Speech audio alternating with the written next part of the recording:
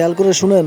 দেখেন বিশ্বাসের কত দাম। ঢাকা থেকে একজন লোক কক্সবাজার যাবে, ডবল ডেকার বাস আছে না, যেগুলোতে ঘুমায় ঘুমায় যাওয়া যায়। তো দেখবেন অনেক প্যাসেঞ্জার বাসে উঠে আস্তে করে ব্ল্যাঙ্কেট নিয়ে কম্বল নিয়ে ঘুম দিতেছে। দেখেন তার কি বিশ্বাস ড্রাইভারের উপরে। এই বাস তো তারা চালাইতে চালাইতে নওগাঁ নিয়ে যেতে পারে, এই বাস তো তারে নিয়ে পঞ্চগড় ছেড়ে দিতে পারে, কিন্তু তার কোনো টেনশন নাই। সে দেখবেন ব্ল্যাঙ্কেট নিয়ে কম্বল নিয়ে দিছে জনমের ঘুম। এর কারণ তার বিশ্বাস আছে যে সকালবেলা এই বাস কক্সবাজারেই পৌঁছবে। ঢাকা থেকে জেদ্দা ওমরা করতে যারা যান, দেখবেন 40,000 ফিট উপরে বিমানে অনেকে কম্বল চাপা দিয়ে ঘুম দিতেছে। ঘুম। এই বিমান 40,000 ফিট উপর দিয়ে পাইলট চালায়া এটাকে আফ্রিকার জঙ্গলে নিয়ে যায় নাকি ভারত মহাসাগরে নিয়ে যায়, তার কোনো টেনশন নাই। সে ঘুম, কারণ তার পাইলটের উপর, এই এয়ারলাইন্সের উপর বিশ্বাস আছে যে সকালবেলায় এটা জেদ্দা আন্তর্জাতিক বিমানবন্দরে ল্যান্ড করবে। ঠিক কিনা বলেন?